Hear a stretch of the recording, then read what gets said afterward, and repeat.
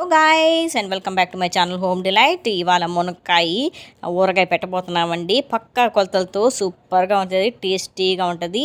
అన్నంతో పాటు అయితే అలాగే తినేవచ్చు. మన ఈ ప్రిపరేషన్ చేస్తాం. ముందుగా మునక్కాయలు తీసుకున్నానండి, శుభ్రంగా కడిగి పెట్టుకున్నాను. ఇవి 3 మునక్కాయలండి. ఈ విధంగా తొక్కు అంటే మామూలుగా కడిగి శుభ్రంగా తుడుచుకొని ఆరబెట్టుకొని కట్ చేసి పెట్టుకున్నాను. ఈ విధంగా గల్లుప్పు తీసుకున్నానండి. గల్లుప్పు కూడా 1 గంట నేను ఎండబెట్టాను. కావాలంటే 2-3 గంటలు కూడా ఎండబెట్టుకొని పొడి చేసి పెట్టుకోవాలండి. ఇది కొలతలతో చేసుకోవాలి. ఈ విధంగా నేను కారం తీసుకున్నాను. ఏ ఏ కొలతతో అయితే నేను మునక్కాయలు తీసుకున్నాను దాంతో కారం తీసుకున్నాను. మెంతులు తీసుకున్నాను. తర్వాత పసుపు, ఆవాలు తీసుకున్నానండి. ఇక్కడ చిన్న ఉల్లిపాయ అంటే గార్లిక్ అనమాట, ఇవి తీసుకున్నాను. ఇవండి కావాల్సినవి. తర్వాత నూనె కూడా తర్వాత యాడ్ చేస్తాము.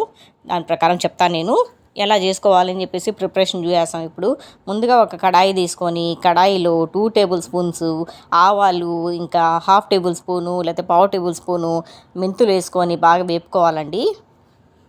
ఈ ప్రొసీజర్ సిమ్లో పెట్టి చేసుకోవాలి, ఎందుకంటే హైలో పెడితే మాడిపోతాయి. మాడిపోతే చేదు వచ్చేస్తుంది మనకు ఆటోమేటిక్గా పచ్చడి అనేది. ఈ విధంగా సిమ్లో పెట్టి చక్కగా వేయించుకోవాలండి ఓపిక్గా. ఈ ఆవాలు మెంతులు అనేవి చక్కగా దూరగా వేయించుకోవాలండి, ఎందుకంటే ఎక్కువ వేగినా చేదు వచ్చేస్తుంది, తక్కువ వేగినా చేదు వచ్చేస్తుంది. కాబట్టి కరెక్ట్గా వేపుకోవాలి మనము. మెంతులు తక్కువ ఎందుకు వేస్తున్నానంటే మెంతులు ఎక్కువ వేస్తే చేదు వచ్చేస్తుందండి. ఆవాలు ఎక్కువైనా పర్వాలేదు కానీ మెంతులు ఎక్కువ అవుతే చేదు వచ్చేస్తుంది.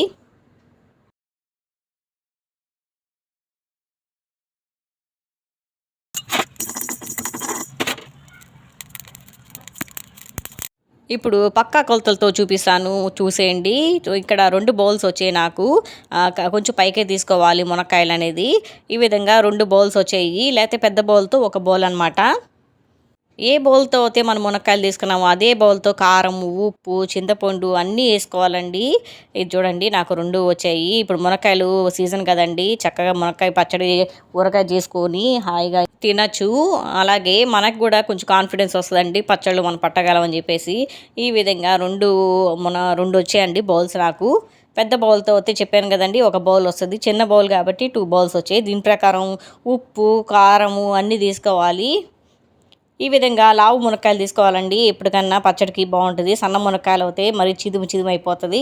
ఈ విధంగా నేను చింతపండు తీసుకున్నాను, బత్తాయి సైజ్ అంత చింతపండు. దీంట్లో ఈనలు ఏమైనా ఉంటాయి కదండి, అవన్నీ తీసేసుకొని మనం చక్కగా ఇప్పుడు వేడి నీళ్ళు, బాయిల్ వాటర్ దీంట్లో వేసుకోవాలన్నమాట.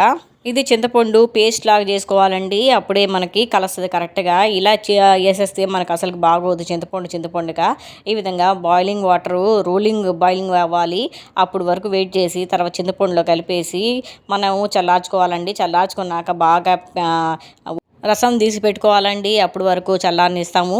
అంతే లోపలికి మిగతా ప్రొసీజర్ చేస్తామండి. ముందుగా కడాయి పెట్టుకున్నాను. కడాయి వేడి చేసుకొని 2 బౌల్స్ వరకు నూనె వేస్తున్నాను. నూనె వేడయ్యాక మునక్కాయలు చక్కగా వేపుకోవాలండి. సిమ్లో పెట్టుకొని మాత్రమే వేపుకోవాలి, హైలో పెట్టి వేపుకోవద్దు. కాస్త కలర్ చేంజ్ అవ్వాలి, అప్పటి వరకు వేపుకోవాలి. ఇది వేపేదానికి ఒక 10 మినిట్స్ పడుతుందండి అప్రాక్సిమేట్గా. కొద్దిగా కలర్ చేంజ్ అవ్వాలి, అప్పుడు తీసేసి మళ్ళీ వేరే బౌల్ వేసుకోవాలండి. ఇప్పుడు మనము ఆవాలు, మెంతులు పొడి చేసుకుంటున్నాం. దాంతోపాటు నేను ఇక్కడ సాల్ట్ కూడా వేస్తానండి. ఉప్పు తీసుకున్నాను. ఈ 3 కలిసి పౌడర్ చేసి పెట్టుకుంటాను. అయితే 3 కలిపి పౌడర్ చేసుకుంటున్నానండి. విడివిడిగా పౌడర్ చేసుకోవచ్చు, కాకపోతే మనం తీసుకున్న క్వాంటిటీ తక్కువ కదండి, మిక్సీలో తిరగదు కాబట్టి ఈ విధంగా చేశానమాట నేను. చూడండి కన్సిస్టెన్సీ ఇలా ఉండాలి, మెత్తగా ఉండాలి. ఇప్పుడు మన మునక్కాయలు ఆల్మోస్ట్ వేగిపోయినాయండి, ఒక బౌల్లో తీసేసుకుంటాము.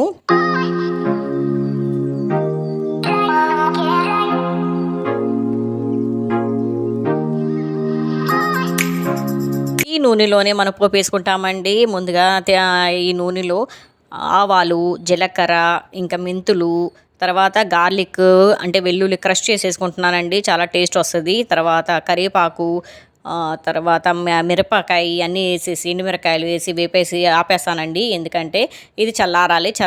పూర్తిగా చల్లారినాకే మనం పచ్చడిలో కలపాలన్నమాట. నేనైతే ఇలాగ చేసుకుంటానండి. శనగపప్పు, మినపప్పు వేసుకున్న వాళ్ళు వేసుకుంటారు, నేను మాత్రం వేయను. అంత లోపలికి పోపు చల్లారుతుందండి. అంత లోపల మిగతా ప్రొసీజర్ చూసేస్తాం మనము. ఇందాక నీళ్లు పోసి పెట్టుకున్నాం కదా, అది చల్లంగా అయిపోయిందండి. ఇప్పుడు బాగా జ్యూస్ పెట్టుకోవాలి మనం, టామరెంట్ జ్యూస్. ఇది ఉడకబెట్టుకోవాలన్నమాట. పులిహోరకి ఎలా చేసుకుంటాం అలా ఉడకబెట్టుకోవాలి. దగ్గరికి అయ్యే వరకు ఉడకబెట్టుకోవాలి. అప్పుడే సూపర్గా ఉంటుందండి. సూపర్గా ఉంటుంది, టేస్టీగా ఉంటుంది. పచ్చడి కూడా పాడవద్దు అసలుకి. ఎన్ని నెలలైనా సరే స్టోర్ చేసుకోవాలనుకుంటే. చింతపండు పులిహోర వండుకుంటాం కదా, అలాగ ఉడకబెట్టుకోవాలండి. చిక్కగా అయ్యే వరకు ఉడకబెట్టుకోవాలి.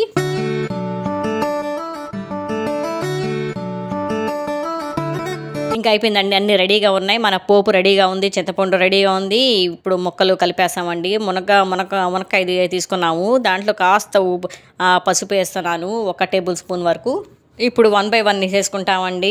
ఇక్కడ ఆవాలు, మెంతులు, ఇంకా సాల్టు పొడి చేసుకున్నాను, పొడి వేసేస్తున్నాను. ఇక ఒక బౌల్ అండి, నేను 2 బౌల్స్ తీసుకున్నాను కాబట్టి 1 బౌల్ కారము. నేను వెల్లుల్లి వేయట్లేదండి, వెల్లుల్లి ఆల్రెడీ దాంట్లో ఆయిల్ వేసేసాను కాబట్టి వేయట్లేదు. కారం వేసేసుకొని బాగా మిక్స్ చేసుకోవాలన్నమాట.